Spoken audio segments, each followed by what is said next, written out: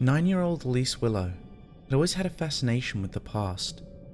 While Shriton City's other children stared at their televisions, she pressed her face to the glass around exhibits in the Nacreen Museum.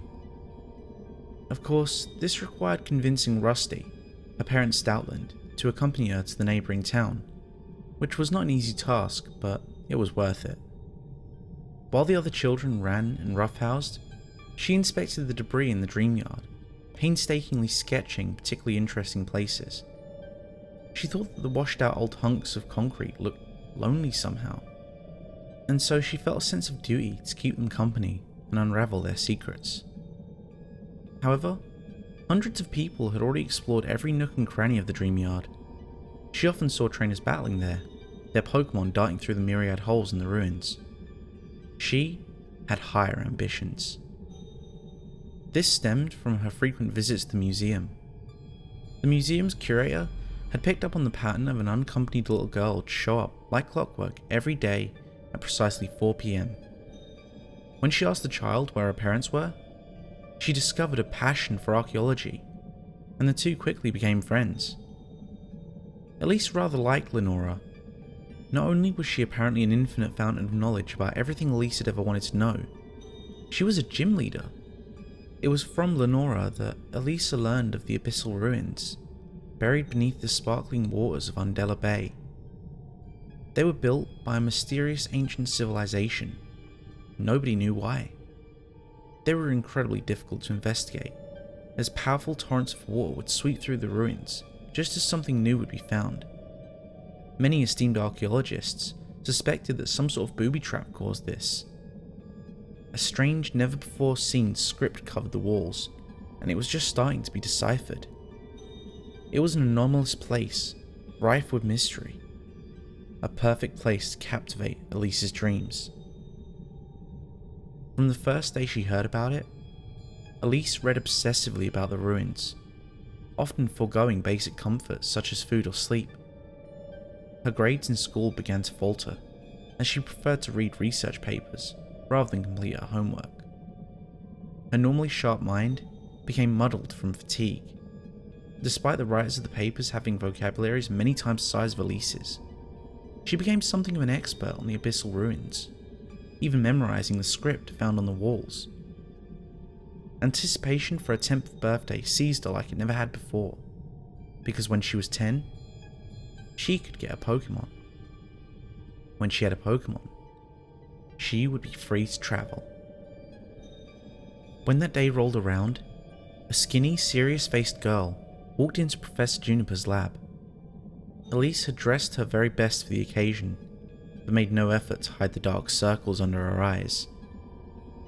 After receiving the usual spiel given to new trainers, she wordlessly made her way to the table and picked up the Pokeball containing Oshawott, where it would be able to dive underwater and take her to the ruins that were the focus of her life.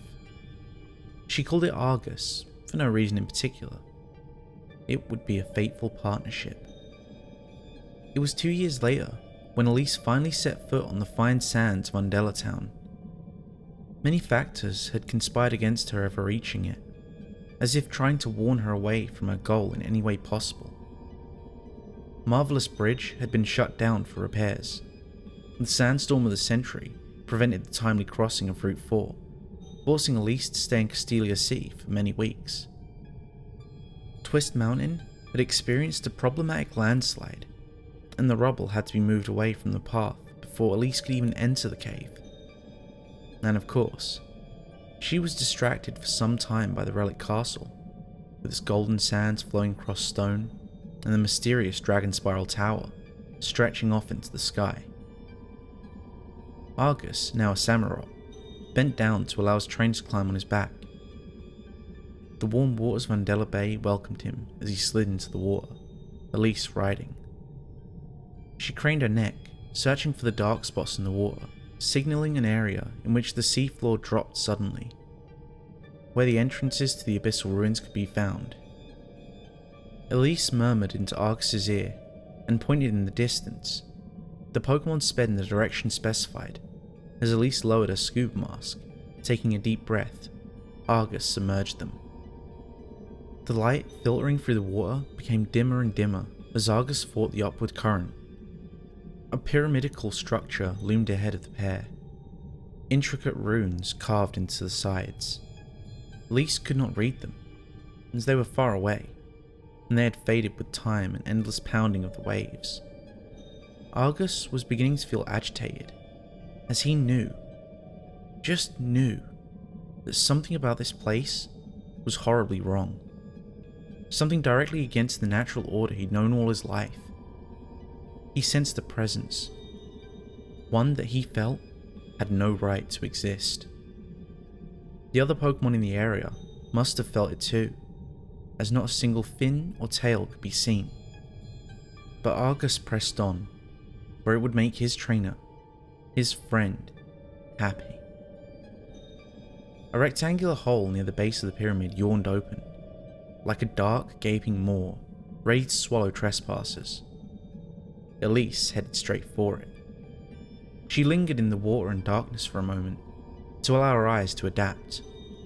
A click echoed in the distance, signaling the setting of the torrent trap, but it sounded weak and ineffectual, as if someone had jammed the mechanism. She didn't mind, as this would allow her more time to explore, maybe even reach new depths no one had seen before. Beaming with excitement, she swam forwards to a stone panel in the wall, the ancient script she knew so well covering it. Impossibly, the writing was perfectly pristine, as if it had just been carved yesterday. Elise trailed her fingers across the wall she had read. To her surprise, there was no message about a king, as most of the text in the ruins purportedly contained. Instead, it read two words: "Please help." This was simply not possible. The first floor of the abyssal ruins had been explored thoroughly, and nobody found those two words. So simple, yet so deeply, viscerally unsettling. Elise glared warily at the panel, then waved to Argus, telling him to follow. Odd text aside, it was time to move on. Elise scanned the hallways, hoping to find perhaps an ancient artifact someone had missed, or better, another stone panel set in the wall. She found the latter. This one was clearly carved as well. Clear, just as it was thousands of years ago. Elise squinted at the wall. Again, two words: "I am trapped." Who had done this? Elise had come to a sickening conclusion that some dedicated vandal had desecrated the site in order to play some tasteless joke. This was unforgivable. For 3 years now, she had poured her soul into this place. And now, it was simply not as glorious as it once was, as it should have been. She growled a curse, then turned to the left, heading for another panel. She could have sworn that she saw the indents flicker momentarily as she swam, but this was likely due to the mass of water blurring her already murky vision. These carvings were fresh as well. "Wrong way," they read. These messages were trying to lead Elise along, like a lab rat in a maze. She was unafraid of what they might lead to. She was too blinded by a broiling rage to consider the possible danger. She turned, kicking off the wall, and paddled in the other direction. Argus followed obediently, though the wrongness he felt was growing stronger. He felt it pressing down around him, stronger than the water pressure, trying to suffocate them both. The Samurott couldn't deny it. He was afraid. Elise swam forward, guided by the directions of the panels. No, desperate pleas to come closer.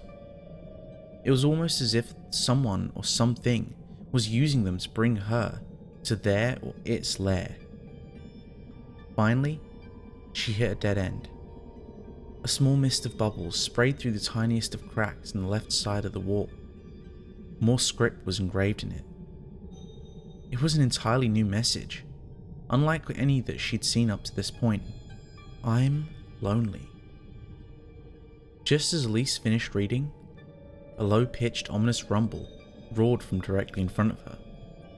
The stone slab slid aside, groaning and grumbling as it bumped over the uneven floor.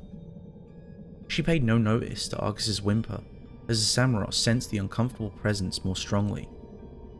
Nobody, not even the most brilliant minds in archaeology, had even expected such a thing to occur. Elise Willow would be the first person to pass this wall in over 3,000 years. The very thought had her shivering with excitement, though she didn't realize that the smile on her face was a broken parody of the intended expression.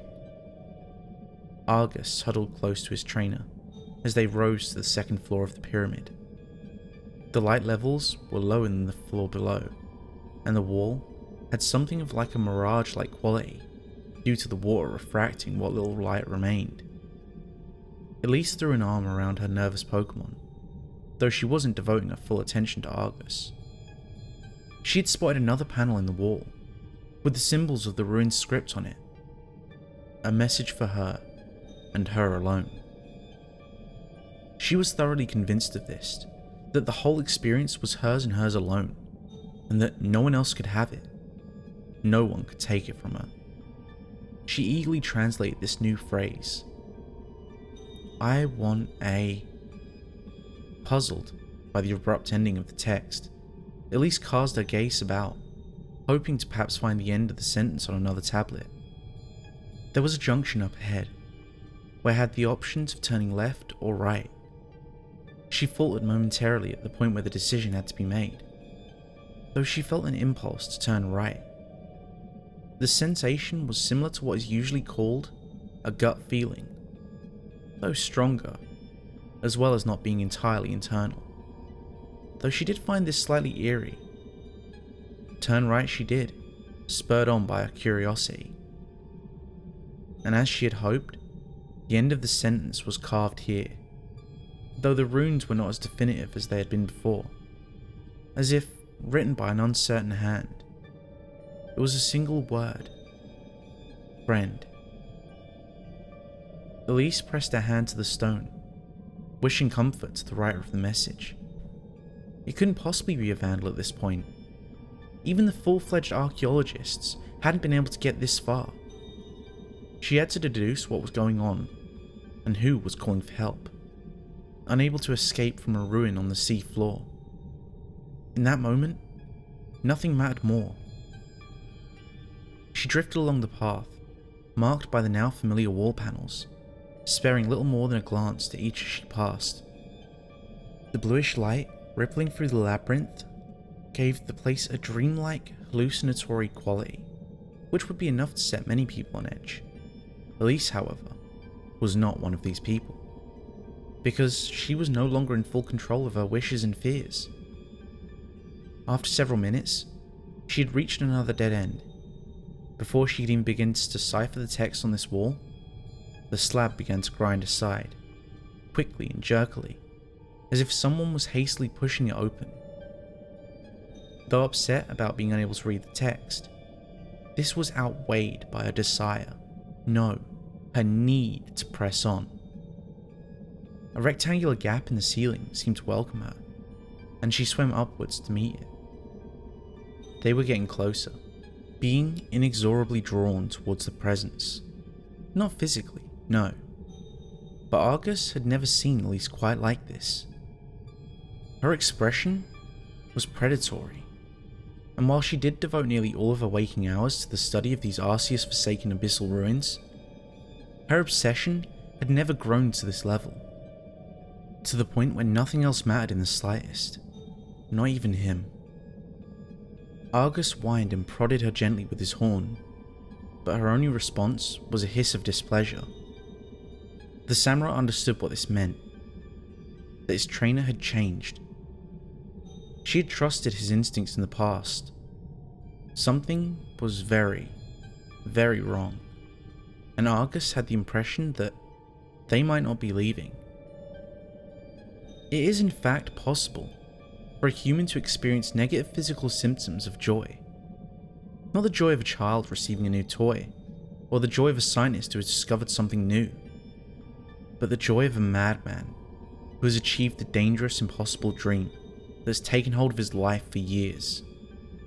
Elise shook uncontrollably, though this did not impede her progress to the end of the hallway. Her eyes were bloodshot and watering, and she refused to blink and miss a fraction of a second of vision. Every fibre of her being was supersaturated with a mania that threatened to burst out at any second. Her gaze was fixated on the wall, as intense and focused as that of a tiger stalking its prey. When she reached it, Elise slammed her palms into the wall, bending her elbows so her face, with its manic smile, could be closer to the wall, to the sweet glyphs that captivated her mind.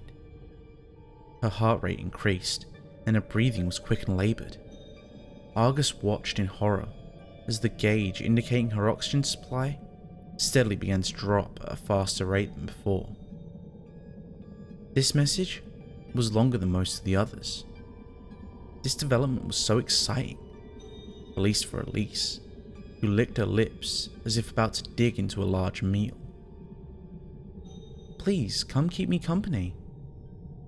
The next tablets all contained phrases of similar length.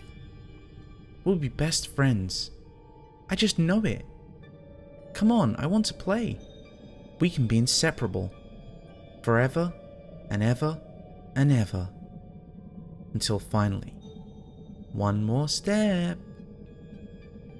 Elise finished reading this, a manic laugh bubbling up from her lungs. It increased in pitch and volume as the slab ground against the floor, screeching like nails on a chalkboard, until her entire body racked painfully with each heave of her chest. Argus howled, suddenly experiencing a splitting headache. The presence was now overwhelming, and his stomach churned, trying to regurgitate his last meal. He then became aware of the presence of a pair of hands on the sides of his snout. They were Elise's. He whimpered, returning to a regular stance to convey that he didn't like the situation, but he would still follow. Elise turned back around, shooting a glare over her shoulder. She ascended to the fourth and final floor. Surprisingly, the top floor was filled with air rather than water. Elise removed her mask as it was beginning to itch. The air tasted saline and stale, as if it had been stagnant for a long time. Argus's head broke the surface beside her as she clambered onto the stone floor. The hallway turned once more. Around the corner lay destiny. For the first time since entering the ruins, the hallway opened up into a large room. As Elise entered, a clarity of mind she hadn't realized she was missing returned to her. She shuddered, horrified that altering her psyche could be so easy that she didn't even notice it happen. A single candle suddenly flared to life at the opposite wall, illuminating a peculiar scene. A raven-haired young man lay sprawled on the floor. He wore a fur-trimmed robe, once a stately crimson garment, though now it was tattered and faded to a hue between those of rust and dried blood. The few visible patches of skin were white as bone, drained of all colour, and probably blood as well. Elise could only come to the conclusion that he had been dead for a long time. A purloin stood sentinel over the corpse, eyeing her warily. It bent down to nuzzle the man's cheek, seeking attention. Poor thing. It must not have understood that its human would never be able to wake up and return its affection. But his hand slowly clenched into a loose fist. He began to push himself up, movements jerky and unstable, reminiscent of a marionette in the hands of an unskilled puppeteer. He eventually managed to stand, facing away from Elise, who was rooted to the spot in shock, fully aware of the incessant pounding of her heart. Argus leaned protectively over her shoulder, growling softly. This was what he had sensed earlier. He was sure, and while he feared for his own life, He could not allow harm to befall his dearest friend, or at least make a pretense to if the proceedings were beyond his control. The thing turned, feet losing some of their shakiness, revealing a grin. A horrible, psychopathic grin, far wider than the muscles of the human face could possibly stretch to accommodate. Elise was visibly shaking, senses blurring from force of sheer terror as the man stumbled closer, step by menacing step. He paused as he reached Elise. His eyes softened as he reached out a frigid hand and placed it on her cheek. It slid off after a long moment, which seemed to snap Elise out of her fearful trance. She whirled around and took off running, only to be greeted by a wall she was positive hadn't been there before. There were 2 sentences carved into it. "I don't want you to go. Stay here with me." Elise held back a sob, pounding the wall in futile frustration. She had but one option remaining, which was to take the creature up on his offer. Reluctantly, she reoriented herself to face him. Above the mouth, which would not move, his expression was pleading, like a child who wanted his friend to stay just a minute longer. As Elise walked forward, he extended a quivering hand. Without ever knowing why, she took it in hers, and the bones and muscles in her face rearranged themselves, forming a grin to mirror his, which marked her newfound importance. The abyssal ruins had acquired a new queen. Thank you for sticking around to the end. If you enjoyed today's story, don't forget to leave a like. And if you want to hear more stories like it, don't forget to subscribe and click that bell icon. That way you'll never miss a story. Oh, and if you haven't already, don't forget to follow me on Twitter so you can keep up with the latest goings on the channel.